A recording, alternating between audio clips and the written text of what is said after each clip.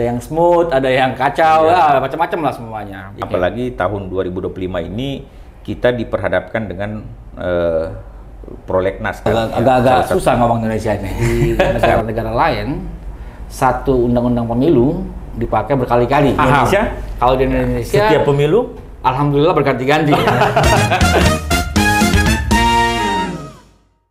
Ya, selamat datang kembali di Forum Kornas, Forum Komunikasi Bernas. Kita bisa mendengar penyampaian ide, gagasan, pikiran yang tentunya berisi. Sesuai namanya bernas, berisi, bermutu, dan tentunya dapat dipercaya. Saat ini telah hadir bersama kita dalam Forum Kornas narasumber internasional. Kita datangkan langsung dari Seoul, Korea Selatan, General Sekretari Asia Demokrasi Network, Bung Ical Supriyadi. Ya, selamat datang di Forum Kornas, Bung Ical. Bagaimana kabar? Sehat? Ya, alhamdulillah sehat walafiat. Terima kasih Pak Kornas Rembo Ya. sudah mengundang saya pada podcast kayaknya baru-baru ini ya. Yes, belum lama ini. Merupakan suatu kebahagiaan bagi saya untuk hadir di sini. Ya, terima kasih. Kami juga suatu kehormatan bisa sulit loh menghadirkan Bung Ical ini, ya kan, di tengah kesibukan. Tidak juga lah, Bung. Ya, tapi mungkin dalam konteks lain persahabatan bisa bersama-sama memberi insight, memberi narasi, pikiran, argumentasi yang sekiranya bisa bermanfaat bagi kita semua. Amin, amin. Indonesia. Semoga. Ya, terutama sobat DPR yang menonton Forum Kornas. Nah, kita langsung saja, kira-kira Bung Ical bisa berbagi pengalaman sedikit selama berada di Asia Demokrasi Network, ADN kan, dan tentu ada kaitannya dengan Indonesia. Bisa sharing sedikit, Bung Ical? Wah, pertanyaannya langsung ke situ, Bos ya. Iya, kan ya memperkenalkan diri dalam forum dan something yang Ya, bisa di gampangnya sih banyak ya, karena memang Asia itu kan sebuah benua yang sangat majemuk. Dan banyak juga negaranya, di situ juga populasi sangat banyak. Kalau kita bagi Asia itu menjadi 4 sub benua, yaitu Asia Tenggara di mana Indonesia menjadi salah satunya, lalu Asia Selatan di mana ada 8 negara di situ, ada juga Asia Timur, dan Asia Utara itu ada 6-7 negara, termasuk Asia Tengah ada 5 negara di situ. Jadi total banyak. Mereka yang paling berkesan buat saya ya itu praktek-praktek demokrasi, pemilunya ya beragam. Karena kita paham bersama sistem pemilu biasanya itu menyesuaikan dengan sistem pemerintahan, sistem administrasi kolonialisme yang ditinggalkan, dan juga dinamika politik yang berkembang di masing-masing. Jadi saya cukup banyak mendapat pengalaman belajar sistem kontinental atau belajar pemilu berdasarkan administrasi Commonwealth atau British. Ada juga sistem-sistem mix yang ada di Asia Tengah, karena ini kan bekas jajahan Rusia. Memang sangat menarik. Tapi yang ingin menjadi catatan saya bahwa banyak cara untuk melakukan demokrasi, banyak cara desain pemilu, yang tentunya saya melihat ada beberapa berhasil, banyak gagal. Ya, karena udah keliling dunia kan. Jadi bukan hanya kalau Asia udah pasti ya Bung Ical, ini keliling dunia juga. Jadi ada yang smooth, ada yang kacau, macam-macam lah semuanya. Ya, itu yang menarik. Jadi kita mengundang Bung Ical ini ada perspektif. Jadi selain semacam komparatif atau benchmarking studi-studi pemilu itu. Jadi kalau tadi kan pengalaman pasti udah ke beberapa negara, bukan beberapa lagi, udah banyak, gak terhitung. Tapi kira-kira Bung Ical bisa memberikan semacam, kalau kita melihat pemilu Indonesia tentu ukurannya, ada nggak yang bisa Bung Ical berikan komentar terkait misalnya soal yang Bung Ical bilang tadi, sistem kah, langsung tidak langsung kah, atau kan banyak orang yang berbincang-bincang saat ini ya, apalagi tahun 2025 ini kita diperhadapkan dengan prolegnas kan. Ya. Salah satunya adalah mengubah, merevisi, mengamandemen ataupun mengkodifikasi undang-undang pemilu, pilkada dan sebagainya. Kira-kira pandangan umum Bung Ical terkait dengan pemilu Indonesia. Indonesia dan, ya. Ini agak susah ngomong Indonesia ini.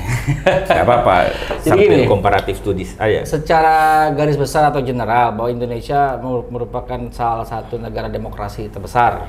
Yes. Dari 3-4 besar lah. Kita ketahui ada India dengan jumlah pemilih hampir 1 miliar 860 juta pemilih. Ya, India. Lalu ada US, lalu ada Brazil, lalu Indonesia. Apa ya yang pengen saya bilang begini, sistem pasti beda, administratif pasti beda, efisiensi, budget dan lain sebagainya. Maka kalau dikupas satu persatu itu pasti nggak cukup satu hari, itu kayak satu PSD sendiri tuh, tesis disertasi PSD.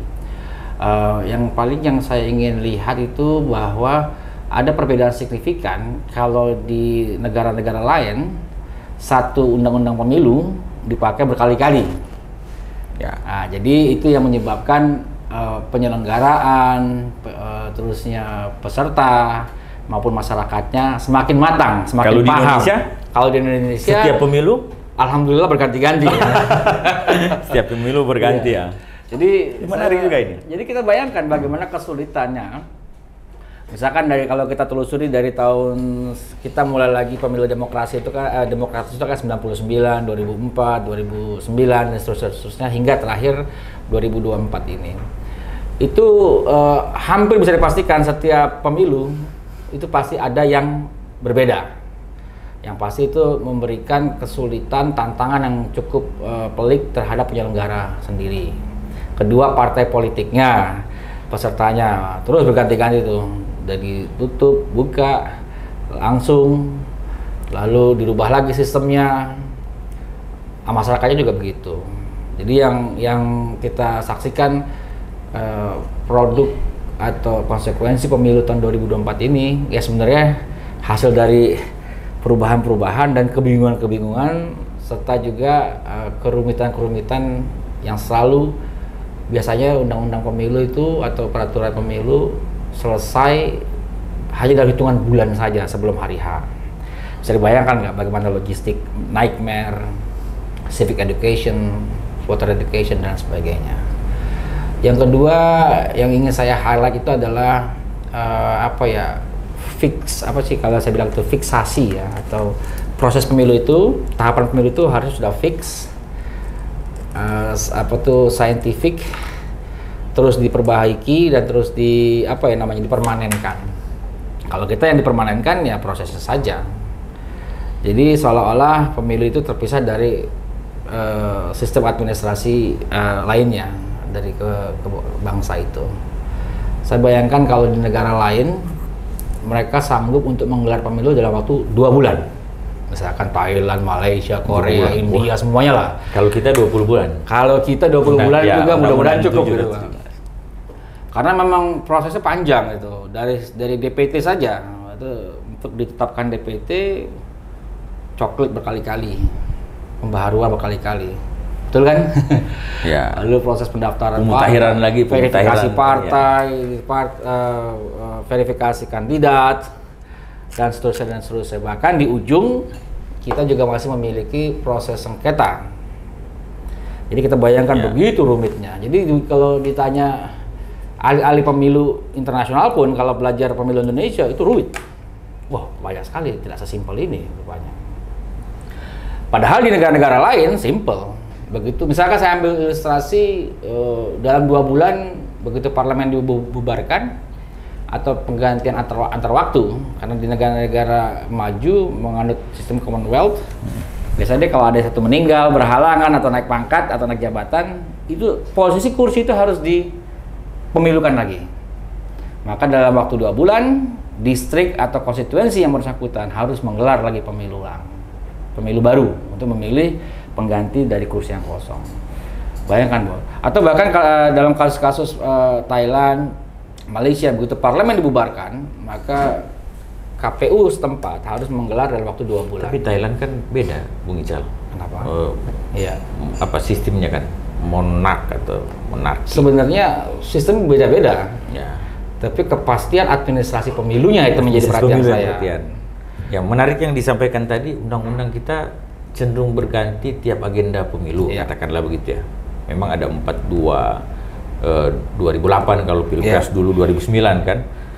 Tapi dipakai sekarang kita pakai Undang-Undang 7 2017 hasil kodifikasi semua. Nah, sekarang lagi mau ubah. Jadi menurut Bung Ical bagus nggak itu? Baik nggak?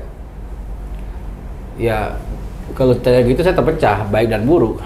Ketika akan diperbaiki, semuanya disimpulkan, semuanya dibikin efisien, pastinya baik. Ya, tapi kalau dibuat kronik, tapi kalau dibuat berputar-putar, berliku-liku, apalagi banyak pembatasan-pembatasan, kriteria-kriteria yang menghalangi partisipasi dari masyarakat atau dari warga negara untuk satu menjadi kandidat, dua menjadi pemilih.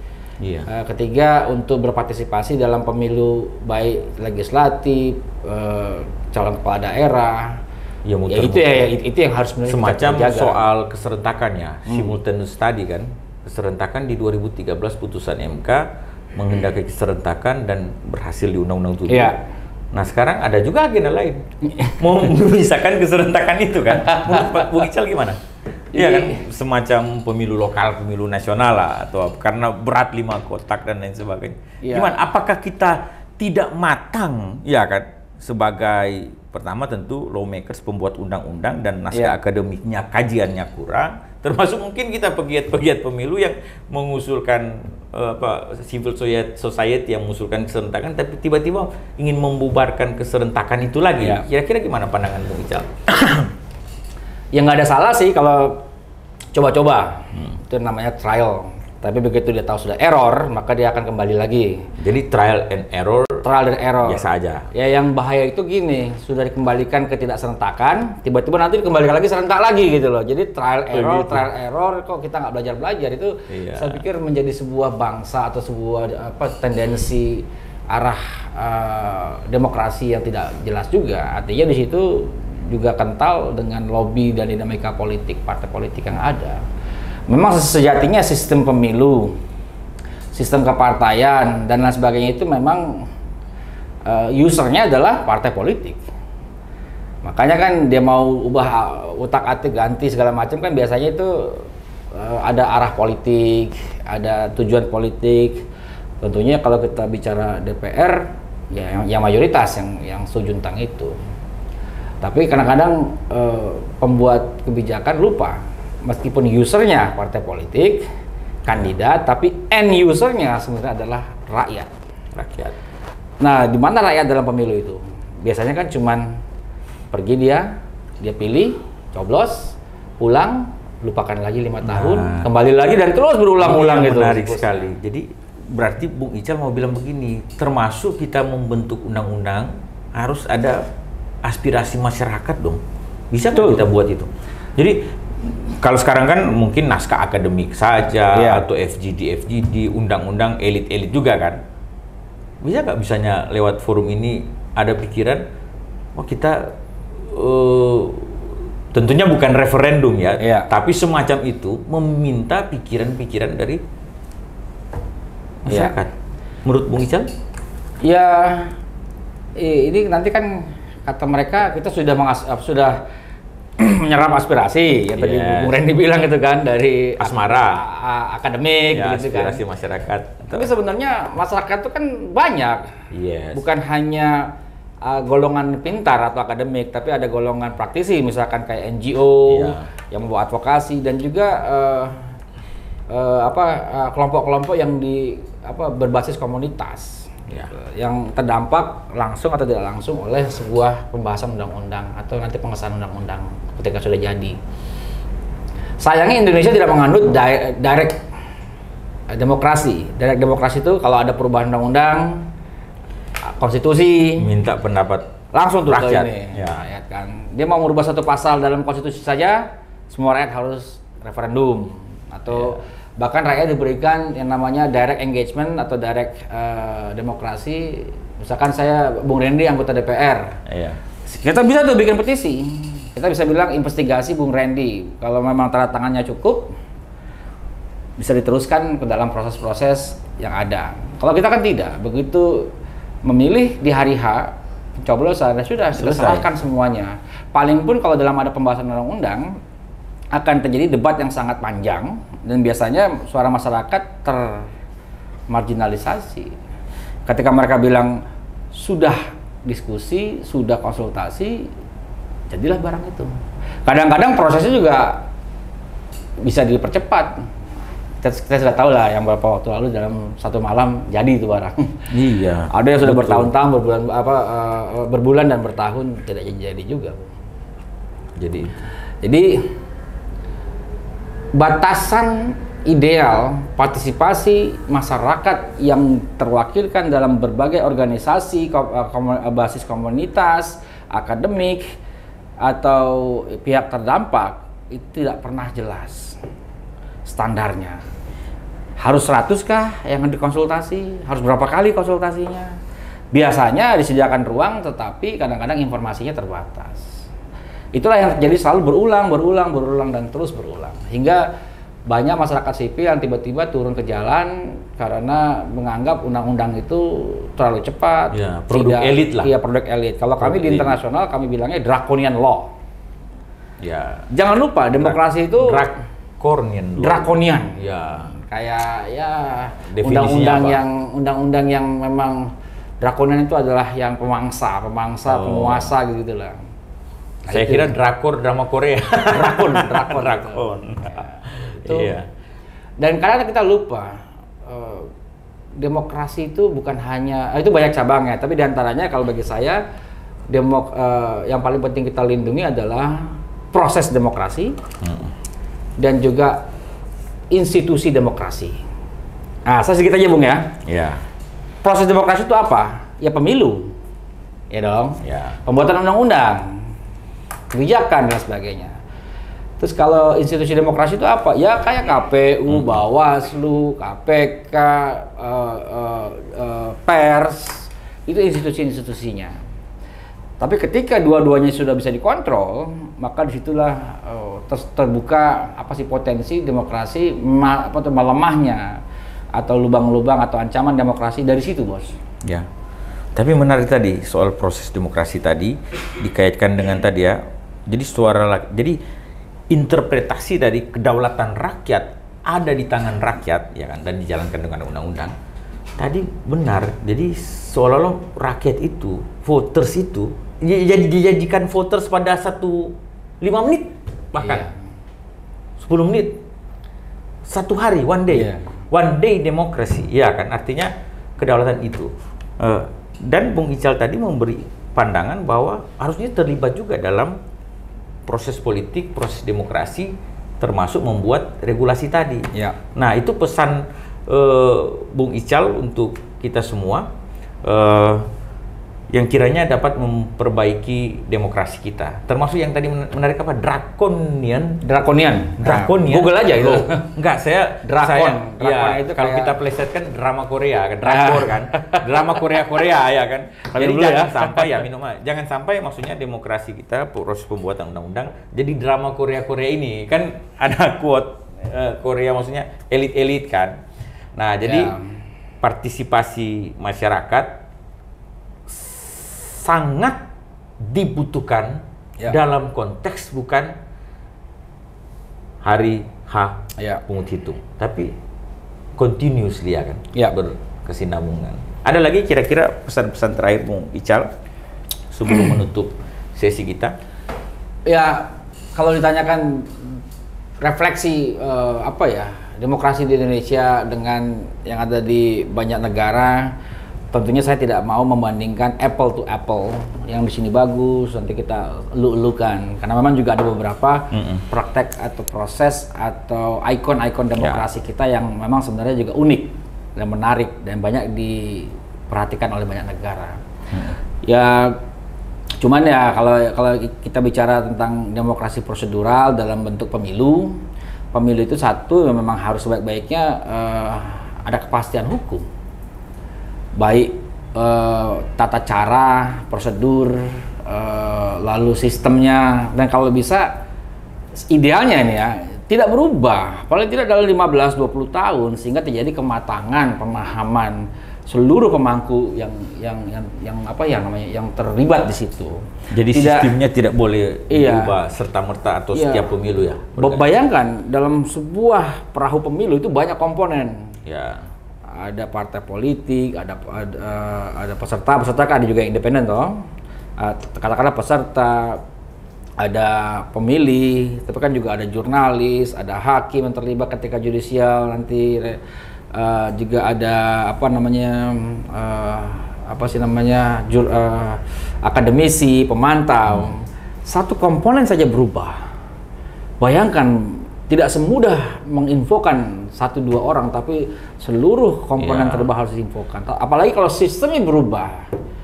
Jadi saya nggak kaget kalau banyak orang yang nggak update. Bahkan nomor undang-undangnya saja tidak tahu kita kadang-kadang. Kecuali mungkin barangkali agenda atau revisi undang-undang pilkada yang memang udah ketinggalan zaman. Betul. Ketinggalan zaman ya kan. Undang-undang pemilihan ini kan hasil Perpu nomor 1 2014. Iya. Undang-undang 1 2015. Sekarang undang-undang pemilu kita kan hasil kodifikasi 2017. Iya. Barangkali itu, tapi secara in general yang undang-undang pemilu itu nggak diubah. Kalau mau digabungkan yang pilkada gimana? Itu sah-sah saja kan? Tidak ada persoalan di antara digabung atau tidak gabung, serentak tidak serentak. Yang penting itu tadi kepastiannya jelas. Cukup memberikan tenggat waktu bagi penyelenggara pemilu mempersiapkan segala sesuatunya sebaik-baiknya dengan high standar value gitu. Transparansi, akuntabilitas, cukup waktu bagi pemangku, bagi user dan semuanya untuk benar-benar berpartisipasi secara absolute concern. Jadi bukan orang kadang-kadang partai tidak tahu. Nah yang kedua, bahwa pemilu itu adalah salah satu jalan masuk yang terbuka bagi partisipasi masyarakat. Yes. Yang tadi saya bilang tadi, baik sebagai kandidat maupun sebagai pemilih, maka itu harusnya dibuka selebar-lebarnya untuk memaksimalkan partisipasi masyarakat tadi. Jadi sebenarnya tidak ada pembatasan-pembatasan. Ini kita tidak bicara threshold dulu ya, itu karena panjang lagi pembahasan. Nanti di bagian lain lah. Nah, dua prinsip itulah yang sebenarnya bisa dikomparasi, bisa dikomparasi, dipelajari dan juga disepakati. Kalau perlu ya jangan ragu-ragu membuat kayak kesepakatan bersama. Salah satu ini tidak boleh dirubah. Misalkan sistemnya selama 10 tahun, selama 15 tahun supaya ada kepastian tersebut. Yang kedua penggunaan teknologi. Sudah banyak mulai digunakan teknologi, silakan digunakan teknologi yang tepat. Jangan sosial media, jangan media itu hanya digunakan untuk kandidat-kandidat yang berduit. Sedangkan kandidat kere tidak bisa memanfaatkan hal tersebut. Jadi banyak variabelnya, tapi ya saya mungkin hanya ingin menitipkan 3 hal tersebut, 2 hal ya tersebut, supaya menjadi bermanfaat untuk para pemirsa juga.